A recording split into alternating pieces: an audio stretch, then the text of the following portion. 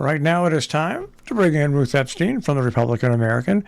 Ruth covers our area for the Waterbury Republican American, and we're fortunate enough to have her stop by on Monday mornings and take a look at stories that they've been covering and stories that are covering up. Good morning, Ruth. Good morning, Marshall.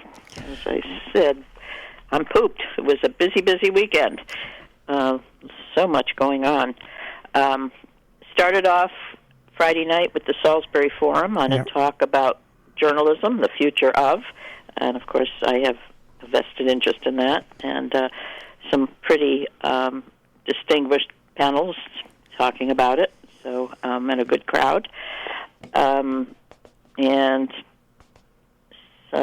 we had a heritage walk this weekend with people talking about the American chestnut up at the Orchard in Falls Village, Wood Sinclair, Mark Burdick, and Star Childs giving a great talk.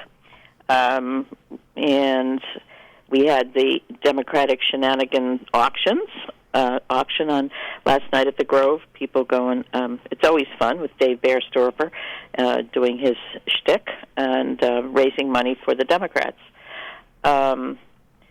So busy time, and lots of things going on. I just want to remind people, I don't know if you did, Marshall, that Salmon Kill Road Bridge is starting work today, so that Salmon Kill Road will be closed along there. Motorists are going to have to detour either on Wells Hill or Britton Hill. That bridge was done not that long ago, but the abutment just deteriorated, and now they have to redo it. They never found out who was responsible for that, did they? No, they didn't. But the state is paying for it. Okay. DOT. It's not it's not the town, but just make people aware that you may have to go around.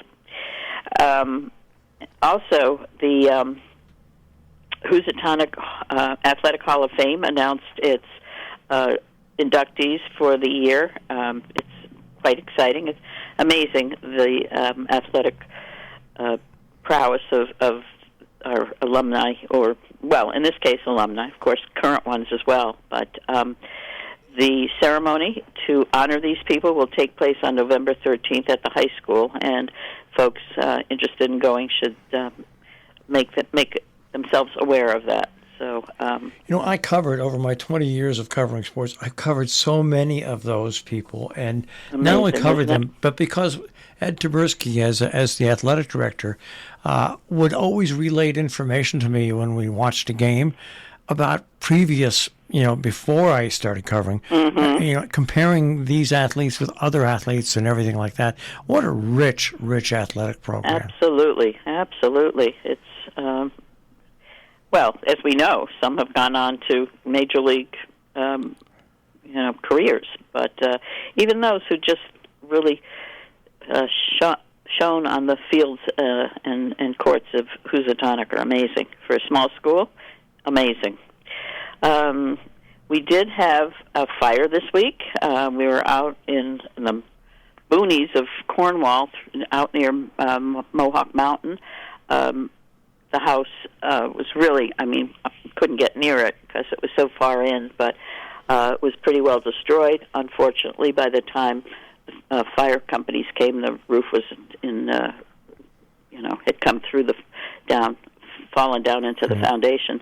And unfortunately, some animals were killed. But once again, the lines of volunteers up there was incredible, from all kinds of so many crews that came out for it. And again, it shows, that mutual aid is just amazing, that whole system. Also, to remind people, there is a Vax clinic coming up, several of them at the high school. The first one is October 7th, and so folks can now get their, second booster, fourth booster. I don't even. You lose track. Yeah, whatever it is, I guess it's third booster. It must be first two and then two. People should check that out if they're interested in pursuing that. And there will be 3 at the high school on Fridays in October. We have a story on the on gear this week. Yeah, I was going to bring that up. You did what a terrific story you did there. Well, it's kind of, it's a downer, quite frankly. Those of us who've been here for so many years and know gear is such an integral part of the town, they're struggling, as are many senior communities. And talked with Kevin O'Connell, the CEO, and they've made some changes. They've cut out the outpatient physical therapy office. The pharmacy is going to be contracted out, outsourced, and they have to sell off some of their apartments. It's just that the future is, they have to look at the future and make these drastic cuts, and it's unfortunate. It's unfortunately, but you know what? We need places like Gear, Noble Horizons. We need them around because why? Because we Look are at our demographics. Our demographics. That's exactly right. And just every business. Hey, the Republican American. We here at the radio station, every business over the past 3 years has had to cut back simply because if you want us to operate, right. We have to cut back. And that's what I keep mentioning about local news media and why people say, why do I have to pay for a story? You pay for a story because, you don't want to be in the dark all your life. You want this information, and these companies can't just keep giving it out.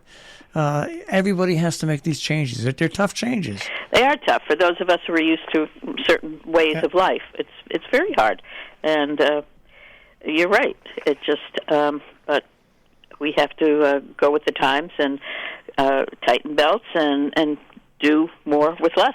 That's just an unfortunate reality of life these days, and you and I are certainly feeling it in our business. No doubt about it. No doubt.